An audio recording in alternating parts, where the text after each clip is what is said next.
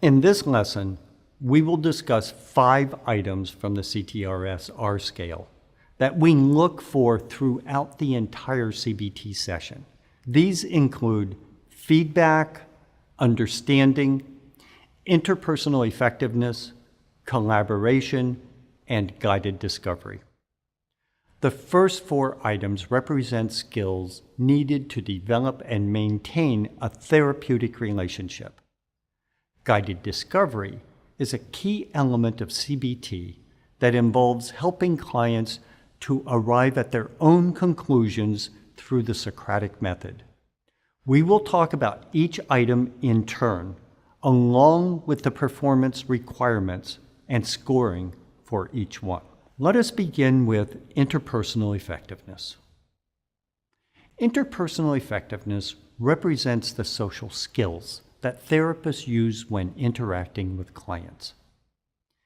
In order to be effective on a personal level, therapists also need to demonstrate a level of unconditional acceptance and genuine concern for clients.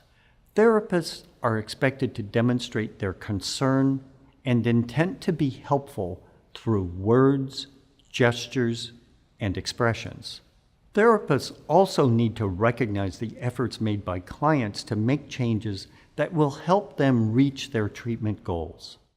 When therapists hear about clients' efforts, they should provide positive reinforcement and highlight the positive outcomes clients experience as a result. Therapists demonstrate the highest level of skill in interpersonal effectiveness when they're able to recognize and reinforce clients for their personal characteristics such as commitment, bravery, or stamina. This sort of recognition goes a long way in strengthening the therapeutic relationship and helping clients to shift into the adaptive mode in session. To summarize, a therapist who demonstrates no interest or concern in their client would receive a rating of 0 on the CTRS-R. If the therapist shows concern but does not provide positive reinforcement for the efforts or accomplishments made during the therapy session, then they would receive a rating of 1. To put things into perspective, the 1 rating is generally considered unsatisfactory. If the therapist shows concern for their client, provides positive reinforcement, and maintains ethical and professional behavior throughout the session, then they would receive a minimum passing rating of 2. If the therapist does all of the above, plus demonstrates unconditional acceptance for their client and provides positive reinforcement for their personal qualities and characteristics, then a rating of 3 would be given. Good interpersonal effectiveness, as described above, facilitates the development of and is required for maintaining a good working relationship with clients. Let us continue with another CTRS-R item, understanding. Understanding is commonly defined as the ability to comprehend something which is communicated. However, in therapy sessions, this poses a special challenge.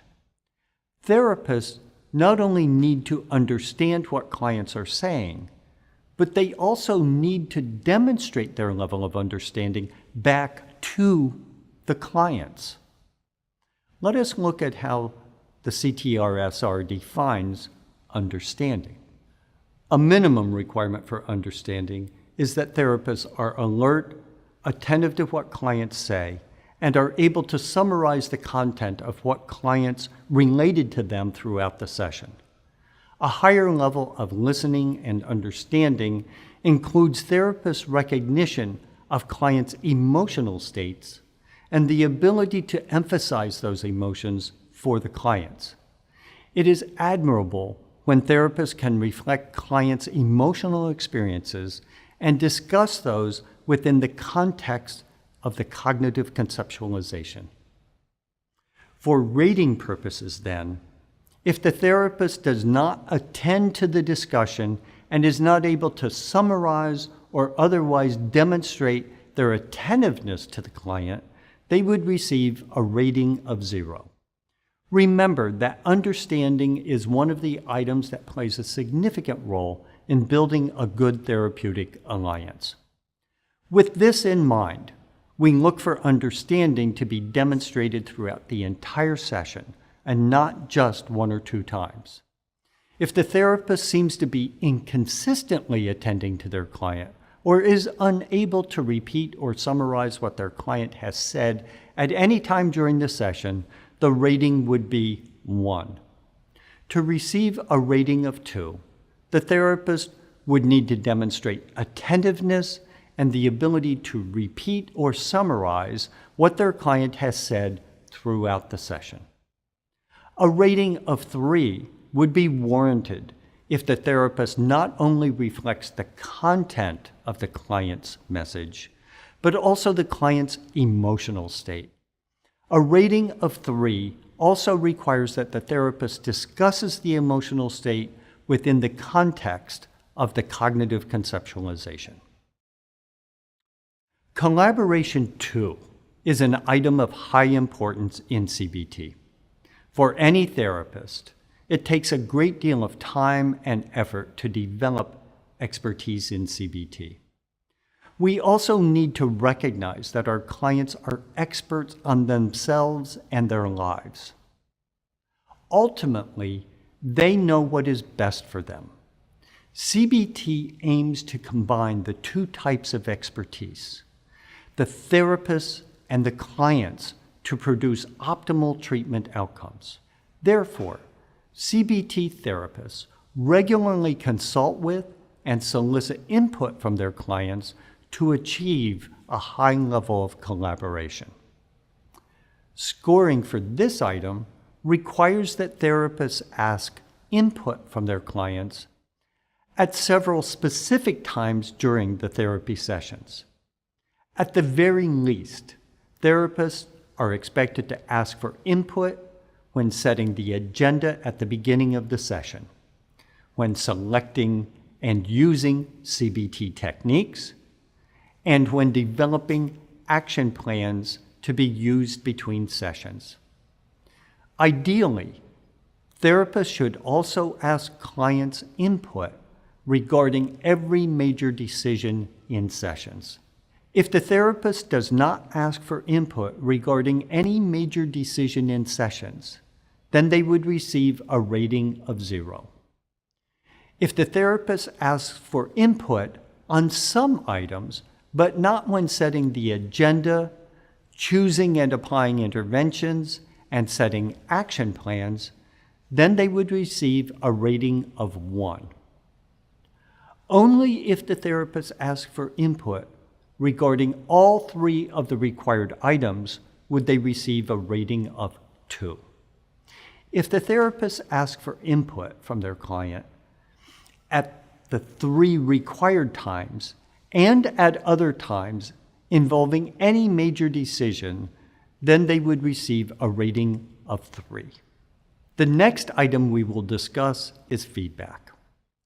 Feedback from clients, as we have learned, is essential for client satisfaction and improved outcomes in treatment. For us, feedback serves 2 purposes. One is that we want to know clients' level of satisfaction with us as therapists. This includes clients' reaction to how we conduct therapy sessions and the overall process of treatment. Additionally, we want to be sure that clients understand the techniques that we use in session and know how the use of these techniques can get them closer to their goals. So, at a minimum, we ask clients for their reactions to us, their therapists, and the therapeutic process. We also ask questions to ascertain clients' understanding and agreement with the techniques being used to treat their problems.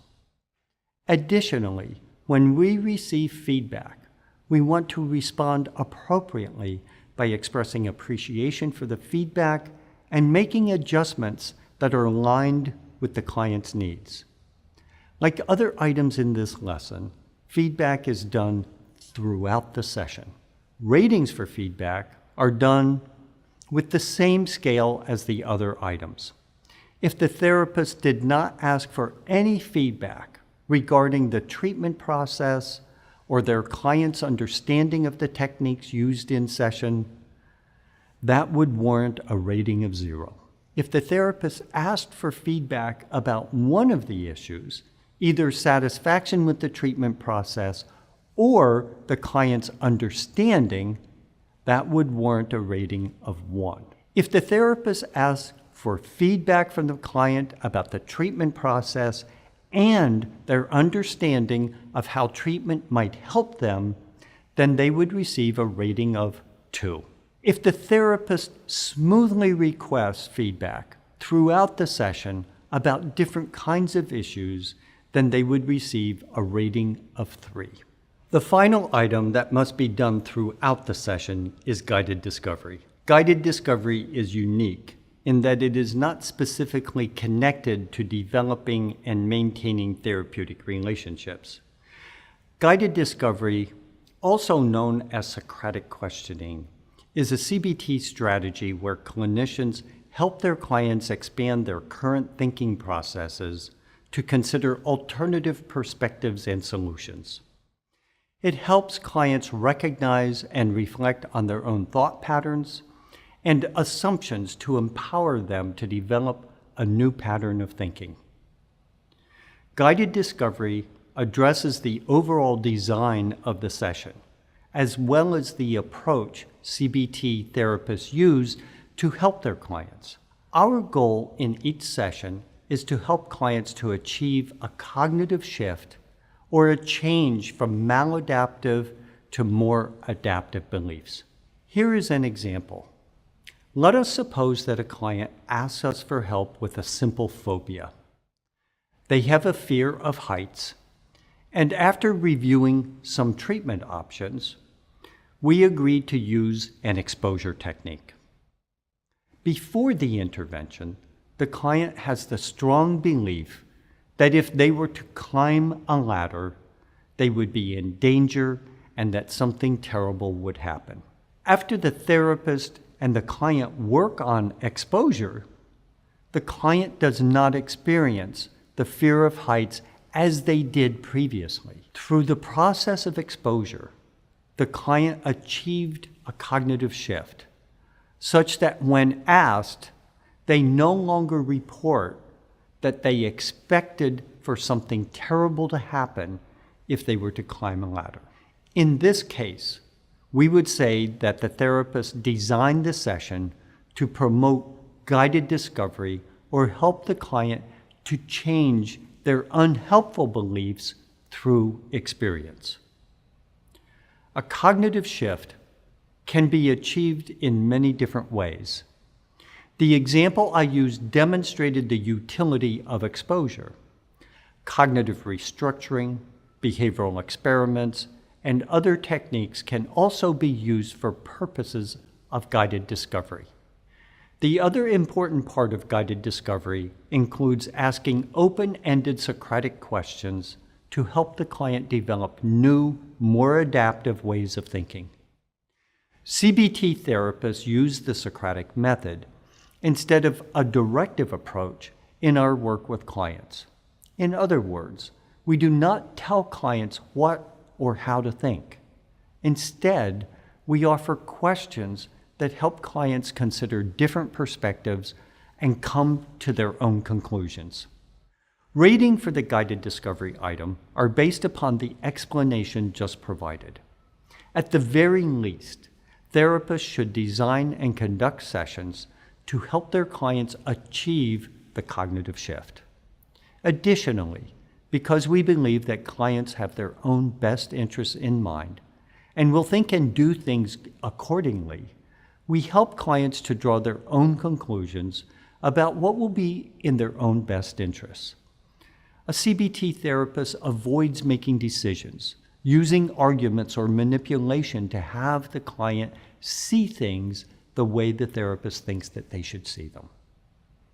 If the therapist makes no attempt to help their client think about things in a different way, then the rating for the session would be 0.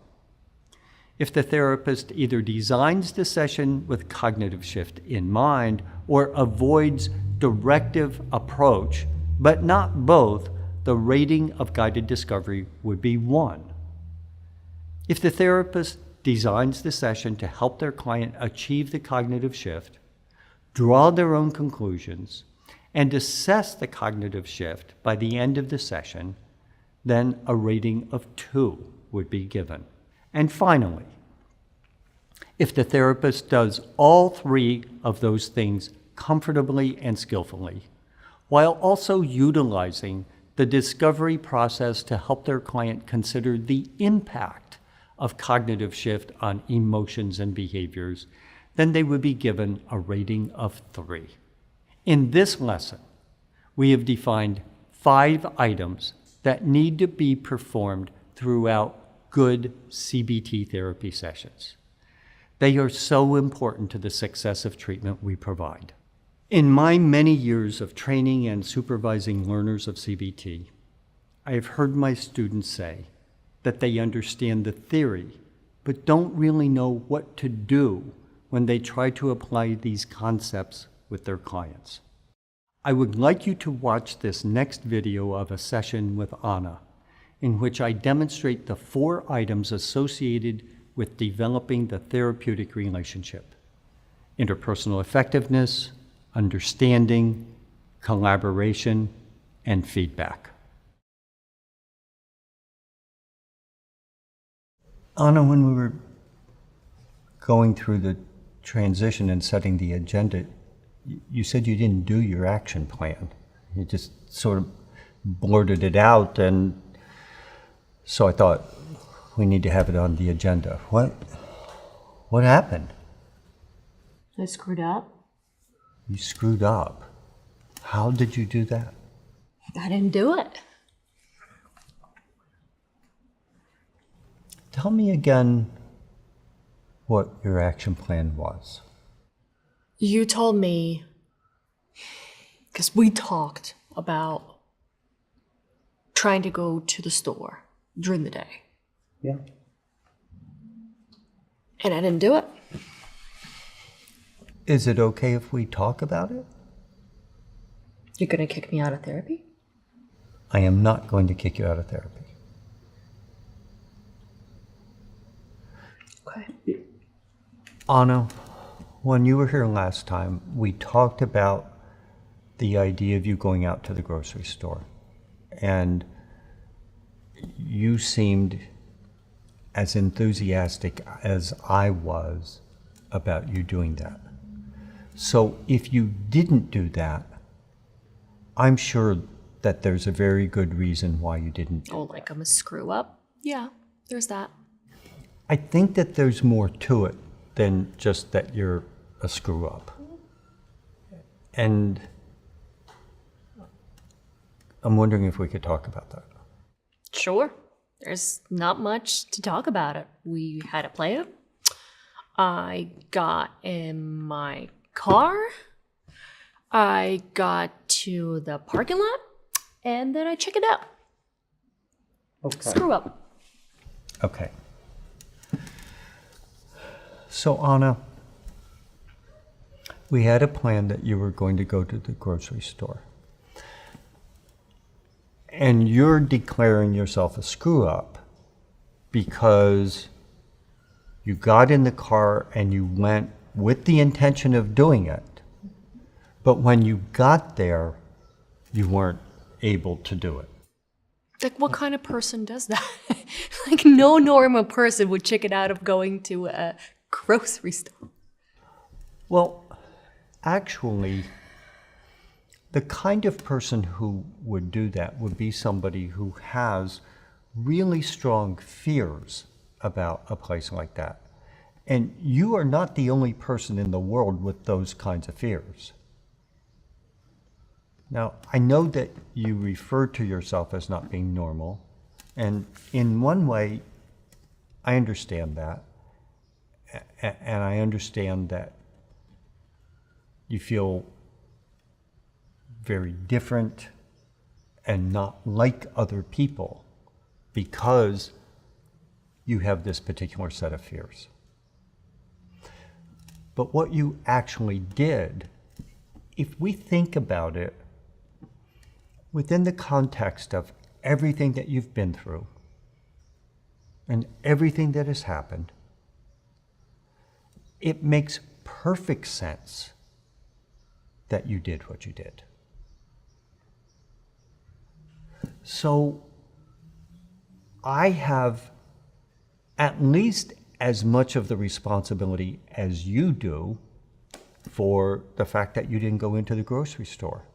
There was something that I missed or miscalculated in terms of thinking that you were ready to be able to do that.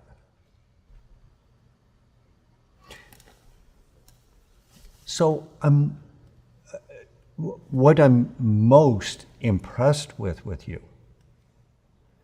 is that despite everything, you got in your car and you went to the store. That's huge. I mean, that took incredible courage on your part to do that.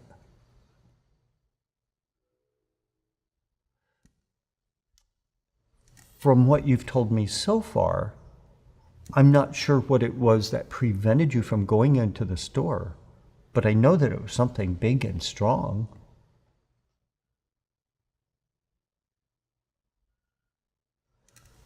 So instead of making this global declaration of yourself being a screw up,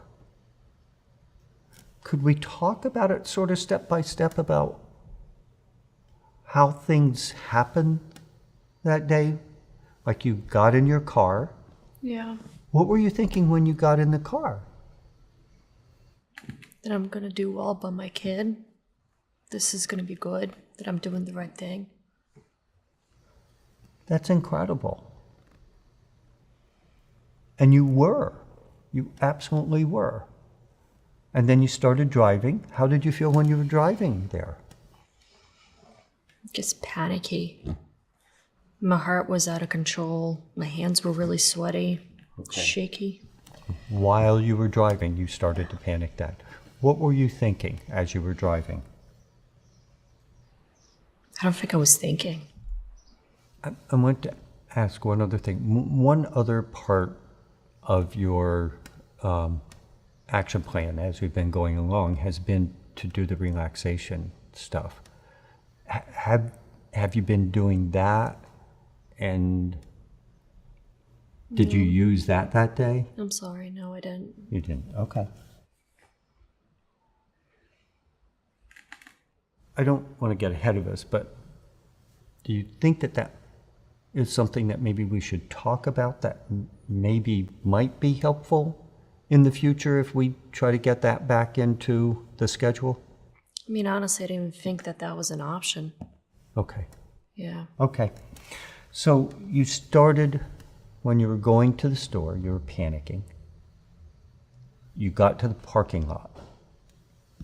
And what happened there? I mean, I sat there for a while and I'm kind of trying to psych myself up, like go in, you know? Because we talked about that and I thought we had a good plan. And I think like, my vision started getting blurry. Yeah, okay. So it was too late at that point. I'm wondering now, looking back, what do you think was not good about our plan? Besides me being the one doing it, I don't really know. Maybe I just can't do things like this. Okay. Maybe that's true. But I want to remind us that not that long ago, you weren't able to get in the car to go to the grocery store. And you wouldn't have driven yourself there. Other things like just driving downtown that you wouldn't have done, that you have been doing. So when you say, I just can't do this kind of thing, I don't know if I can fully accept that, because there are things that you have done already that in the past you weren't able to do. What do you think that means about you? That you have done things that you thought you weren't able to do? Sometimes I can pull it together, I guess. Okay. Sometimes you can pull it together. Not all the time. Not all the time, but sometimes you can. How does that compare to how you used to think about yourself as kind of a total screw up? I guess that's a little different. Do you think it's possible that inside you there is some strength, some capability that you maybe haven't fully recognized that we could tap into going forward? I mean, I want to believe that. My kid deserves that. Did you tap into that when you drove through town? No. That was just a sheer mess. Okay. No. So it's interesting that although you have done things that you thought you weren't able to do, you don't recognize the important connection between the fact that you were the one who exhibited the courage to do them, and that those things happened as a result of your efforts. I mean, that sounds nice. But what's the nice gonna do for me? I don't deserve nice. Well, that's a good question. We're going to come back to I don't deserve nice. We'll come back to that later. But what is that going to do for me? So far, what it has done was help you to take a couple initial steps in the direction of being able to do things with your son and for your son, and to move in the direction of being able to have what you refer to as a more normal life. So that would be the answer to your question, what is it going to do for me? Is that something that you still want? Yes, yeah. If yes, you have found out that it's not an easy path. Now, you have shown great strength and capability up to this point. And from where I'm sitting, it would seem that you would be able to continue to do that. And that you would continue to make progress. Does that seem feasible to you? I mean, I want to continue making progress one way or another. Do you think that based upon what you've done so far, that you're capable of it? Maybe? Okay. So just answering the question that way, maybe, is better than a few weeks ago when you would have just said no. Okay.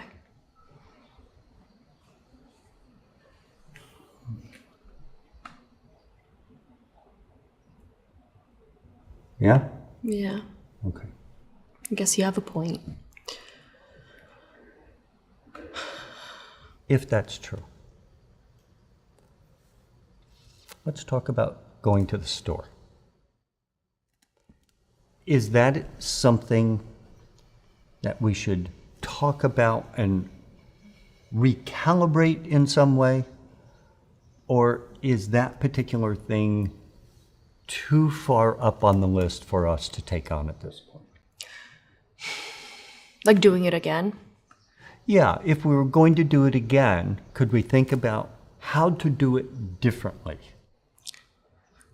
Or another intermediate step, instead of saying that you're going to go there and go into the store, go there and just sit in the parking lot for a while and then go home. I could do that. And then the next step, park the car, go up and stand by the door, but don't go in. Like stand and then leave. And then leave. I can try that. So just based on those two ideas, what do you think? What would be a reasonable step? Should we just go and sit in the car first? I think I could go and get out of the car and stand as long as I can get back into the car and go home. So how far away from the car would you be comfortable moving? Couple rows. Okay. Like not the other side of the parking, but like two couple rows. rows. Yeah. Is that okay? Absolutely, that's okay. Absolutely, that is a giant step in the right direction. Okay. When might you do this? Tonight? Is that a question or is No. Yeah. it tonight? Yeah.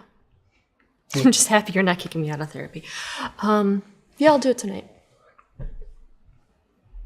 I'll do it tonight. What time? Don't have my watch. I'm like, I can do it right after the session. Okay. And tell me what you're going to do. Gonna get in my car.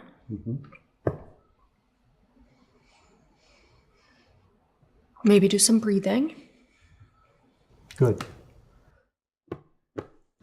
Then I'm gonna drive to the store and park.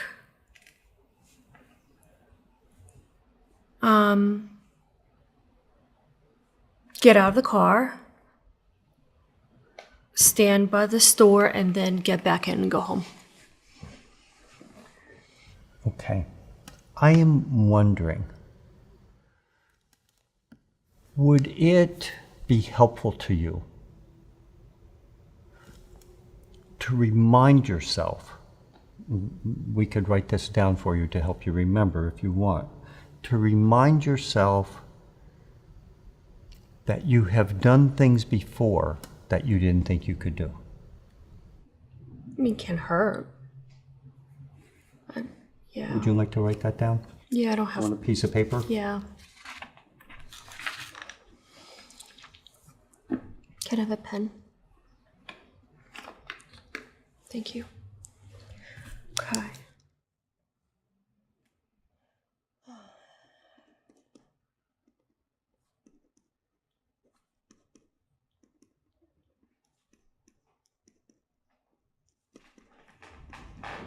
Okay. Okay. So you're going to drive to the store, get out of your car, walk down 2 rows. Before and during the drive there, you're going to remind yourself that you've done things before that you didn't think you could do. And as soon as you get in your car, you're going to do some relaxation in order to help to make the drive there more comfortable. And you said you're going to do that right after the session. Yeah. What could prevent you from doing that today? Not really sure. I think this sounds less terrifying than last time, so I think I can probably pull it together. So how likely is it that you will? You know what, 100% I want to do this. Okay.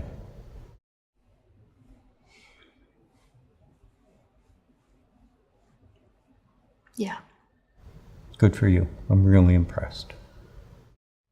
It is my hope that you have a deeper understanding of what it looks like to perform each of these items and that you are able to imagine yourself doing them with your clients. I encourage you to practice these items before moving on to the next lesson in this course.